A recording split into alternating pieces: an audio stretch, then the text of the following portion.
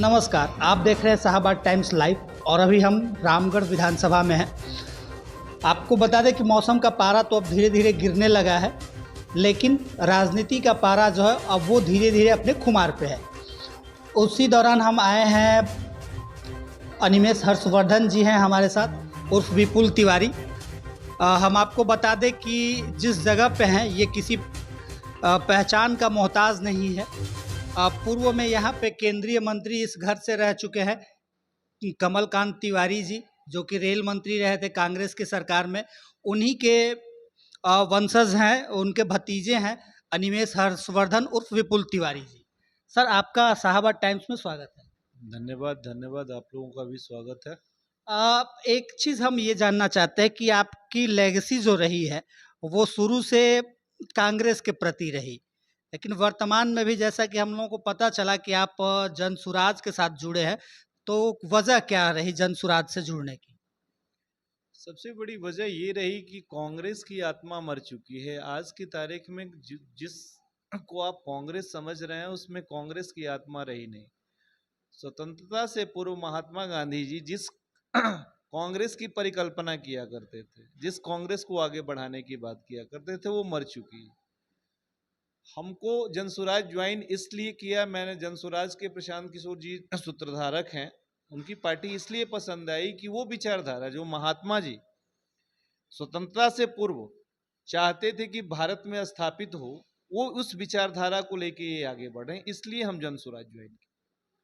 अच्छा, वर्तमान में जिस तरह से जनसुराज बातें कर रहा है कि हम लोगों को रोजगार देंगे, बिहार से पलायन रोकेंगे, लेकिन इससे सबसे बड़ी अहम सवाल ये है कि बिहार को जिस तरीके से जातिगत राजनीति में और अपराध में विगत कई वर्षों से बिहार इस चीज़ को झेल रहा है और इसके पास अपना कुछ संसाधन अभी बचा नहीं है, तो उस स्थिति में ये सब चीज़ें कैसे संभव होंगी?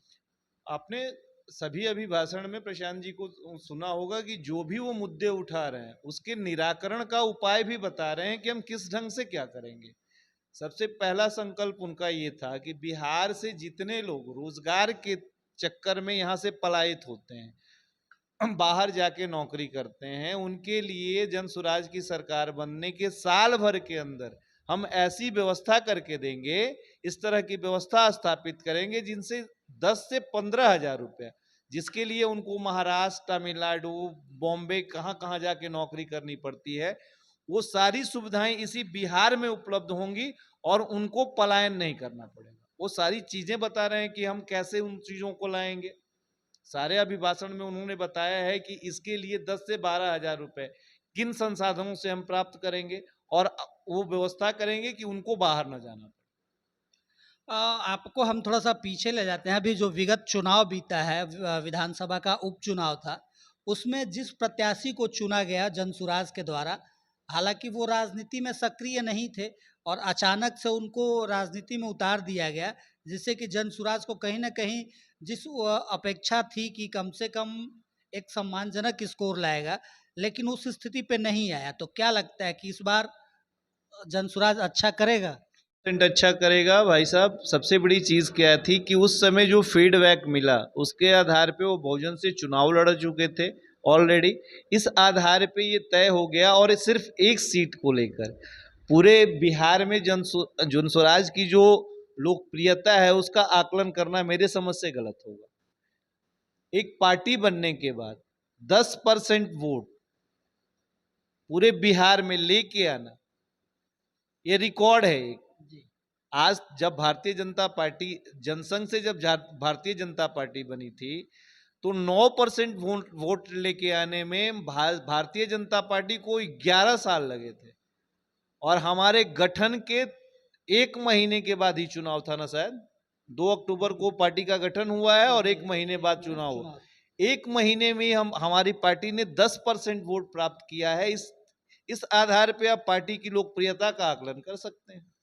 हम पार्टी की लोकप्रियता का आकलन नहीं कर रहे हैं, हम प्रत्याशी की लोकप्रियता की आकलन कर रहे हैं कि वो जिस हिसाब से लोगों में जो तैयारियां थी, जिस तरीके से लोग जुड़ते चले गए जनसुराज के साथ, उसके हिसाब से वोट नहीं मिले। जी, कुछ बिहार का जो पुराना रोग है और रामगढ़, खासकर रामगढ़ विधानसभा में जो रोग है, उस रोग से अभी तक जनता ग्रसित है, लेकिन यहाँ की भी जनता बदलाव चाहती है। उस दौरान भी हम लोग जब भी किसी किन्हीं गाँवों में गए जाते थे, लोगों से बात होती थी, तो लोग स्पष्ट तौर पे कहते थे कि हम बदलाव चाहते हैं, लेकिन थोड़ा इंतजार करना होगा, इस चुनाव को रहने दीजिए, इस चुनाव में हम लोग आपके साथ हैं, लेकिन वोट आपकी पार्टी को नहीं करेंगे। अगले चुनाव से आपकी पार्टी को वोट भी रहेगा और समर्थन भी रहेगा, इसी का नतीजा आपके सामने रहा। एक चीज़, जैसा कि आरजेडी शुरू से ये आरोप लगाती आ रही है प्रशांत किशोर पे कि ये बीजेपी के बी पार्टी है, बीजेपी के लिए काम करते हैं, बीजेपी का वोट मैनेज करते हैं, जहाँ पे बीजेपी हारने वाली होती है उस जगह पे जाकर के आरजेडी का वोट काट के बीजेपी को जिताने का काम कर रहे हैं। ये तो दोनों महागठबंधन और एनडीए के दोनों लोगों की तरफ से आरोप लग रहा है। एनडीए के लोग कहते हैं कि लालू जी की पार्टी के बी टीम है, और लालू जी की पार्टी वाले बोलते हैं कि ये बीजेपी की बी टीम है। सबसे बड़ी चीज क्या हालांकि है? प्रशांत किशोर जी भी तो बोलते हैं कि बिहार इन्हीं दोनों के बीच में झूल रहा है, बीजेपी आरजेडी के जंगल राज का डर दिखा के सरकार में आती है और आरजेडी जो है वो बीजेपी के जातिवाद और संघ का डर दिखा के राजनीति में आती है। सबसे बड़ी चीज ये है भाई साहब की सन 65 के दौरान जब बिहार देश के सबसे अग्रणी राज्यों में शामिल था, शिक्षा की भूमि कही जाती थी।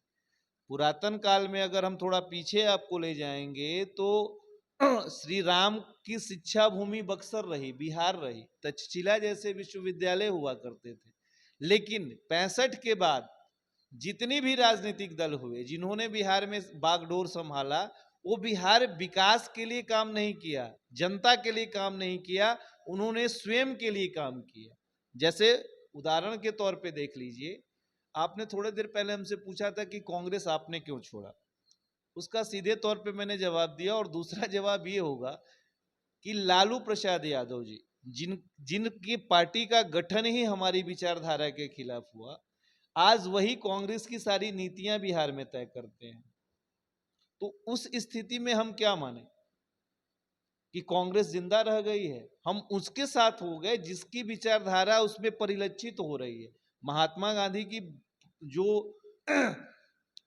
अभिलाषा थी कि जनता का राज हो, इस देश में लोकतंत्र के आधार पे, इसमें जैसे राजतंत्र में किसी व्यक्ति विशेष का शासन हुआ करता था, उसी तरह महात्मा गांधी की ये परिकल्पना थी कि इस देश में जनता का राज, लेकिन वो कहीं दिख नहीं रहा है। जैसे लालू प्रसाद यादव जी हैं, यदुवंश की राजनीति करते हैं, कहते हैं कि मैं यादवों का नेता हूं। अगर किसी योग्य यादव लड़के को वो घोषित कर दें कि यही हमारा अगला नेता होगा, प्रशांत किशोर जी ने खुद कहा है कि मैं पूरे अपने दलबल के साथ जो मैं प्रयास बिहार को सुधारने के लिए कर रहा हूं, लालू जी के साथ लगा दूंगा। लेकिन उनको तो सिर्फ और सिर्फ अपने परिवार की पड़ी है, वो अपने जात की राजनीति नहीं, अपने परिवार की राजनीति कर रहे हैं। रामगढ़ में भी कुछ ऐसा माहौल है। 100%, अगर नहीं होता आपने देखा ही, सरकार के हों या अन्य हों, मैं इस चीज को बहुत ही अनुचित मानता हूं कि इतना संसाधन और सामर्थ्य होने के बाद भी हमारे जिले में अभी तक इस तरह की कुछ व्यवस्था नहीं बन पाई। उसका सबसे बड़ा कारण ये रहा कि जितने लोग, जहां तक मेरे परिवार के मंत्री जी की आप बात कर रहे हैं, तो उस दशक में मंत्री हुआ करते थे जिस दशक में अभी विकास का पैमाना जो था वो थोड़ा सा धीमा था, धीमा था। उस समय की परिकल्पना अगर करें तो उस समय बहुत सारी चीजें अभी उपलब्ध ही नहीं थी कि जिनके माध्यम से ये सारी व्यवस्थाएं की जा सके।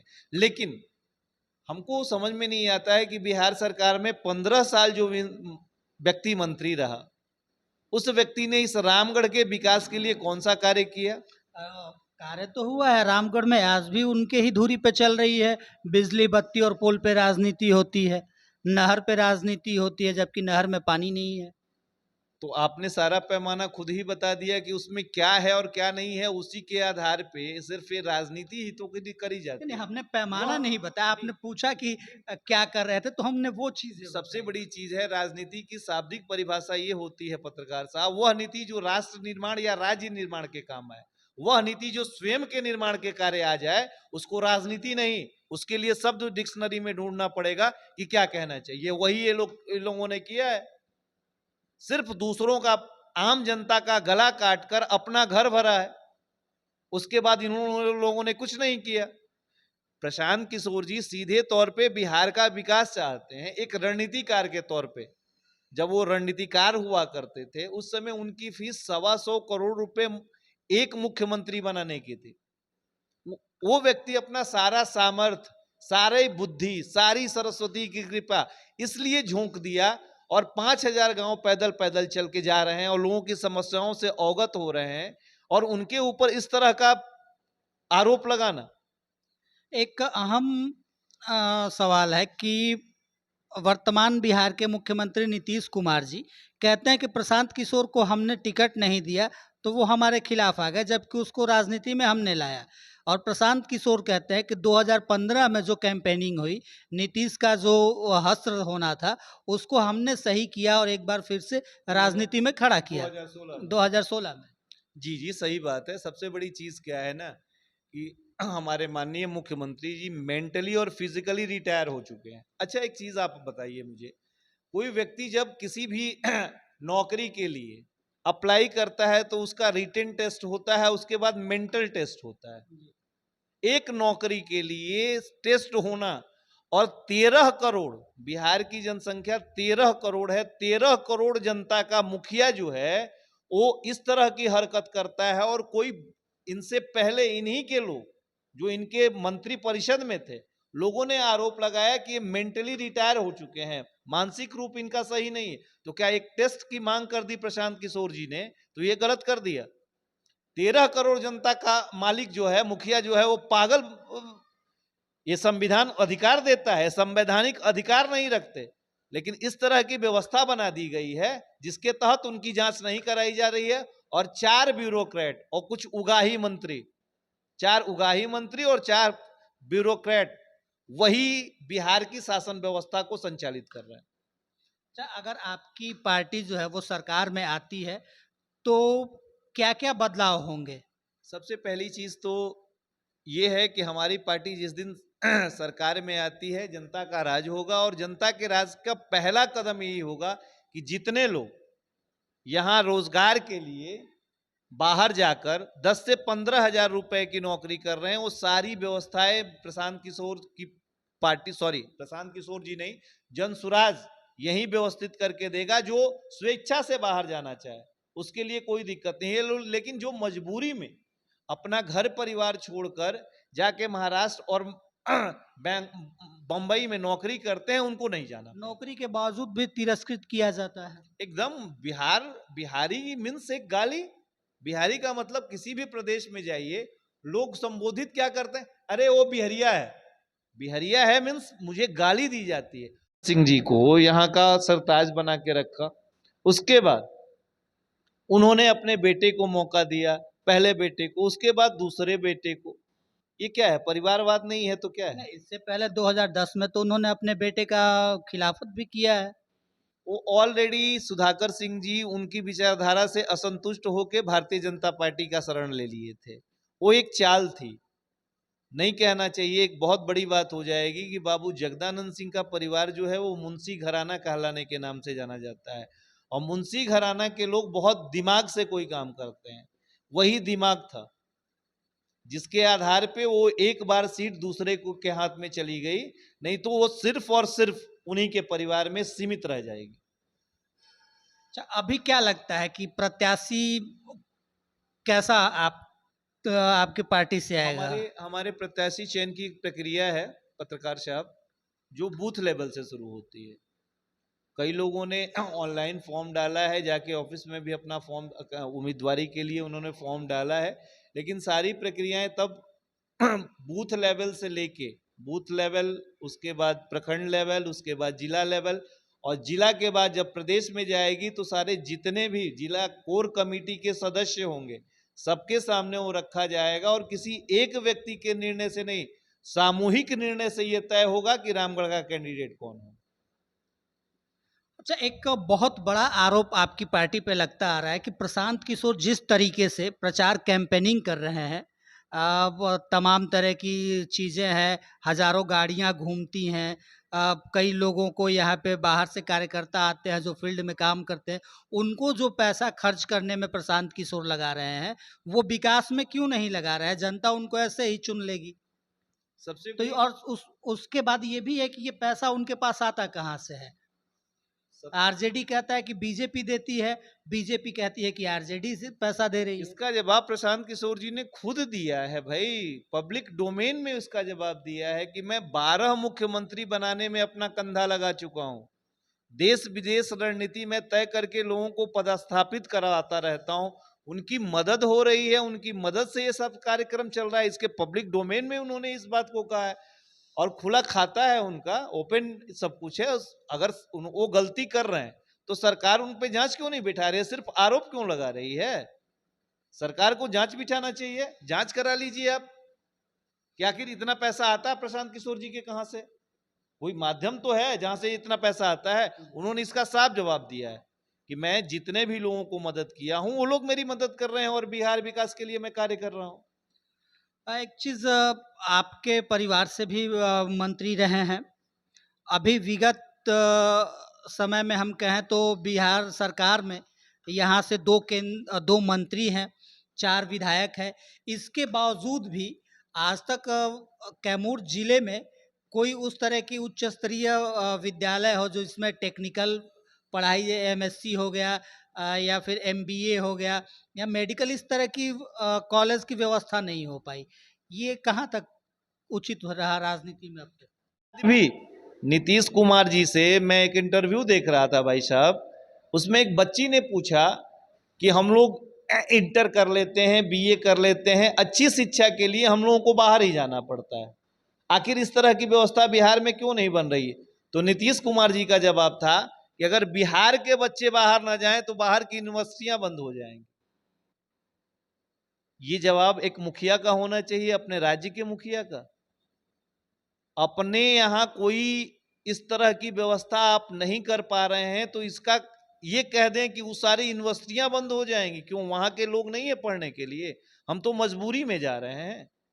और प्रशांत किशोर जी का यही सपना है कि उसी दिन हम बिहार को विकसित समझेंगे भाई साहब, जिस दिन महाराष्ट्र, कर्नाटक, तमिलनाडु से और पंजाब से लोग आके यहाँ नौकरी करेंगे, उसी दिन हम अपने बिहार को समझेंगे कि एक विकसित राज्य। धन्यवाद सर। है कि देखा आपने, अनिमेष हर्षवर्धन जी ने जो सारी चीज़ें थी, वो तमाम बातें जो यहाँ रामगढ़ की माटी की राजनीति की मांग है, जो राजनीति से जुड़ी हुई है, जिस तरीके से रामगढ़ के साथ राजनीति किया गया, उन सारी विषयों पर इन्होंने अपने बेबाक वाणी से सारी चीज़ों का जवाब दिया। अब बहरहाल चुनाव का पारा गर्म है। देखना यह है कि रामगढ़ विधानसभा से जनसुराज किसको अपना प्रत्याशी बनाती है, और वो प्रत्याशी प्रशांत किशोर और जनसुराज तथा बिहार के बदलाव के लिए कितना कुछ कर पाते हैं। शाहाबाद टाइम्स के लिए सहयोगी सोनी के साथ मैं चंदन कुमार सिंह।